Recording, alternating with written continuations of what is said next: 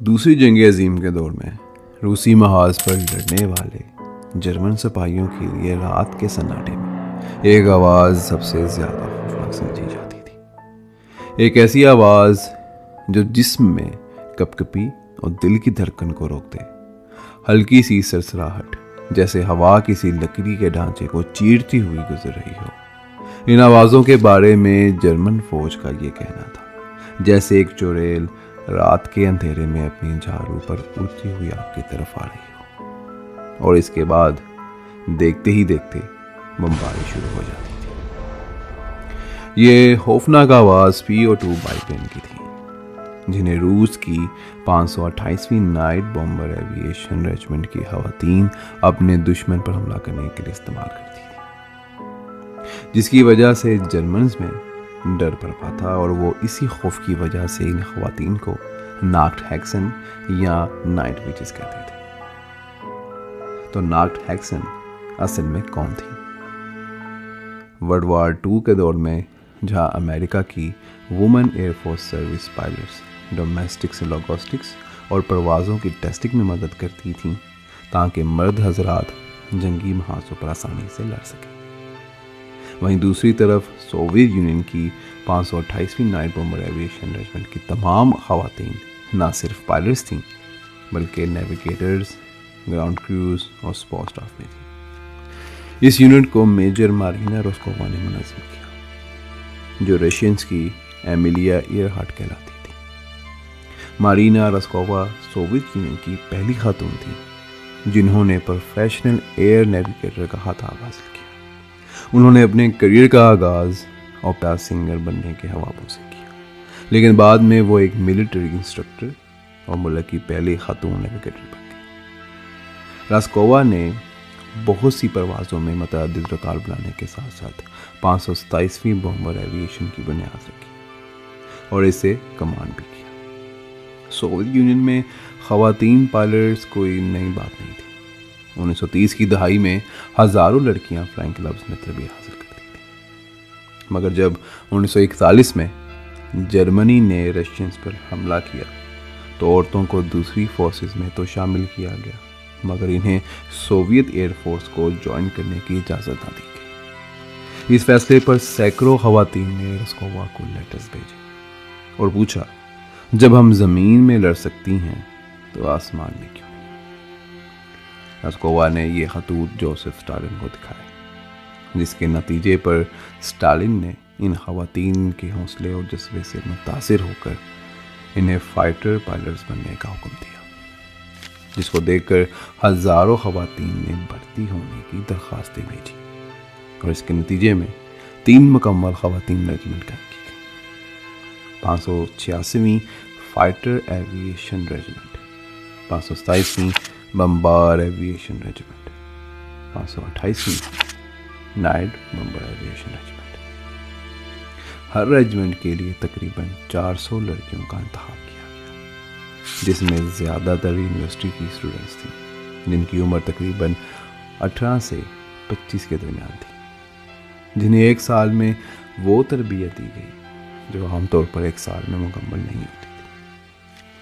Soviet air force में लड़कियां पहले कभी शामिल नहीं हुई थी, इसी वजह से इन्हें मर्द अफवाज के पुराने कपड़े और शूज दे दिए जाते थे।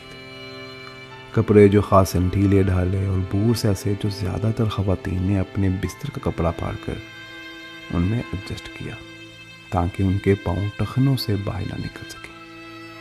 कुछ खवातीन ने अपने बाल छोटे करके अपने आप को मर्दों जैसा जाहिर किया और कुछ ने तो अपने जहाज़ों पर फूल और नेविगेटर पेंसिल से अपने होंठों को पेंट लगाया, ताकि फेमिनिटी जिंदा रहे। तरबियत के बाद बेहतरीन पायलट्स को फाइटर रेजिमेंट में भेजा गया और जो सबसे आखिर में थी, इन्हें 528वीं बॉम्बर रेजिमेंट में भेज दिया गया। मगर किस्मत ने पलटा खाया। जिन्हें कमज़ोर समझा गया वही जर्मन फौज के दिल का खौफ बन गया। 528वीं रेजिमेंट को जदीद जहाज़ की बजाय पोलीकार्पोव PO2 बाइप्लेन दिए गए, जो पहले खेतों में स्प्रे के लिए इस्तेमाल होते थे। ये जहाज़ लकड़ी और कैनवस से बने थे। पायलट आगे बैठती थी और नेविगेटर पीछे। ये जहाज इतने कमजोर थे कि पायलट्स इन्हें पर लगा हुआ तबूत कहती थी। एक ट्रेसर गोली लगे तो जहाज आग पकड़ लेता। इसकी रफ्तार सिर्फ 90 मील फी घंटा थी और यह सिर्फ 2 बम ले जा सकता था। 528वीं रेजिमेंट के पायलट्स को जमीन के करीब करीब उड़ना पड़ता था और ज्यादा वेट से बचने के लिए वो पैराशूट्स कैरी नहीं करती थी। उनके पास कोई मॉडर्न इंस्ट्रूमेंट्स नहीं होते थे, सिर्फ मैप्स, कंपासेस, स्टॉपवॉचेस, पेंसिल और फ्लैश लाइट्स पर ही रिले करना पड़ता था। बाईप्लेन के कॉकपिट्स ओपन होने की वजह से पायलट्स और नेविगेटर को तेज हवा और बारिश जैसे चीज़ों का सामना होता और ज़्यादा सर्दी में जमने का खतरा भी रहता था। नाइट विचेस अपने पास एक गन भी रखा करती थी ताकि क्रैश होने की सूरत में अगर दुश्मन ने इन्हें जिंदा पकड़ लिया तो इससे खुद को ख़त्म कर सके। जहां बाईप्लेन बहुत हल्के थे वहां इसके फायदे भी थे। इसकी top speed German fighter plane से कम होने की वजह से इसे हवा में मोड़ना बहुत आसान था, जिसकी वजह से जर्मन इसे आसानी से निशाना नहीं बना पाते थे। क्योंकि बाईप्लेन लकड़ी और कैनवस से बना था तो ये जर्मन रडार्स और इंफ्रारेड इंडिकेटर्स पर दिखाई नहीं पड़ता था और बाईप्लेन को कहीं भी लैंड किया जा सकता था। ये क्वालिटी 528वीं रेजिमेंट के लिए बहुत एसेंशियल थी क्योंकि उन्हें दुश्मन की बाउंड्रीज के पास काम करना पड़ता था। नाइट विचेस को ज़्यादा सोने का वक्त नहीं मिला करता था। जहां दिन में दूसरे जंगी ऑपरेशन चलते थे वहीं दूसरी खवातीन सोती और ख़ुद को रात के हमले के लिए तैयार करती थी और जिसके लिए जर्मन्स बिल्कुल भी प्रिपेयर नहीं होते थे और यही साइकोलॉजिकल इफेक्ट जर्मन्स के लिए नाइटमेयर साबित हुआ। बाईप्लेन्स एक वक्त में 2 बम ले जा सकते थे तो इसी वजह से नाइट विचेस को एक रात में मल्टीपल बॉम्बिंग करने के लिए 8 से 18 मरतबा परवाज़ें करनी पड़ती थी।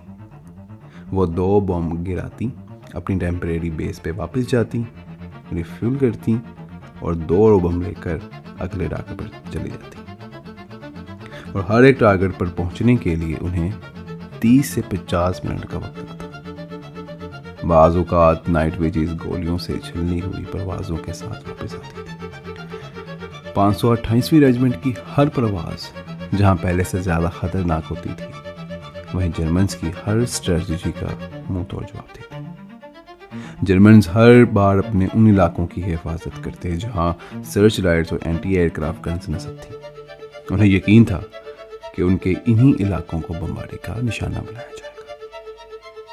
जर्मन्स की इस दिफा को शिकस्त देने के लिए नाइट विचेस ने एक स्मार्ट स्ट्रेटजी तैयार की। वो अपने टारगेट तक पहुंचने के लिए 3 के ग्रुप्स में हवा में सीधी परवाज़ करती और जैसे ही अपने टारगेट के करीब पहुंचती तो 2 तैयारे जानबूझकर सर्च लाइट और एयरक्राफ्ट एंटी गन्स के दायरे में दाखिल होते, फिर तेज़ी से ऑपोजिट डायरेक्शन में डिवाइड हो जाते। इससे जर्मन्स की तवज्जो इन 2 तैयारों की तरफ मबजूल करवाई जाती और जब तीसरा तैयारा अपने टारगेट की तरफ बढ़ने लगता तो नेविगेटर पायलट के कंधे पर टैप कर देता, जिससे पायलट इंजन बंद कर देता और अंधेरे में खामोशी के साथ जैसे ही तैयारा टारगेट के ऊपर से गुजरता नेविगेटर बॉम्ब छोड़ देता और बॉम्ब के गिरने के बाद पायलट वहीं से इंजन को दोबारा स्टार्ट करता और हिफाजत के साथ उड़ जाता। तीनों तैयारे उस वक्त तक इस काउंटर को दोहराते जब तक बॉम्ब ख़त्म ना हो जाते और फिर वो दूसरे राउंड के लिए बेस पे वापस चले जाते। नाइट विचेस ने जर्मन्स की नींद बर्बाद करने के साथ साथ उनके अहम फौजी अहदाफ पर भी हमला करके जर्मनों के हौसले को ताक कर दिया, जिस पर जर्मन्स 528वीं रेजिमेंट की खवातीन का मजाक बनाते हुए इन्हें नाक्ट हेक्सन यानी नाइट विचेस कहने लगे। जंग के एहतमाम के बाद जून 1942 से अक्टूबर 1945 तक यूनिट ने तकरीबन 24,000 जंगी मिशन लड़े और हवा में 28,000 घंटे से ज़्यादा वक्त गुजारा। इस दौरान उन्होंने 3,000 टन से ज़्यादा बम और 26,000 आतिशगत गोले गिराए। इनके हमलों ने पुलों, रेलवे ईंधन के डिब्बों, गोदामों, बख्तरबंद गाड़ियों, फायरिंग पोजीशनों और दुश्मन की सर्च लाइट्स को नुकसान पहुंचाया। इसके अलावा उन्होंने ज़मीन पर सोवियत अफवाज को खुराक और गोला बारूद की फराहमी करते हुए 155 सप्लाई ड्रॉप भी मुकम्मल किया। कर्नल रस्कावा समेत 32 नाइट विजिट्स को दौरान ऑपरेशन हला कर दिया। इनमें 22 को hero of the Soviet union का अवार्ड मिला। इनकी कामयाबियों के बावजूद इन्हें जंग के बाद सोवियत फतह परेड से खारिज कर दिया, क्योंकि इनके तैयारों को बहुत समझा जाता था। वर्ल्ड वार 2 के बाद सोवियत खवातीन को ज़्यादातर जंगी किरदारों से खारिज कर दिया गया और नाइट विजिट्स की कामयाबियाँ आहिस्ता आहिस्ता आवाम की आस से गायब हो गई। इनकी कहानी में दिलचस्पी 2019 में केट क्विन की द हंटर्स की पब्लिकेशन के साथ बहाल हुई, जिसमें एक नाइट विच को मरकजी किरदार के तौर पर पेश किया गया। उम्मीद है इन काबिल जिक्र खवातीन की हिम्मत और वरासत को आने वाली नस्लों तक याद रखा जाए।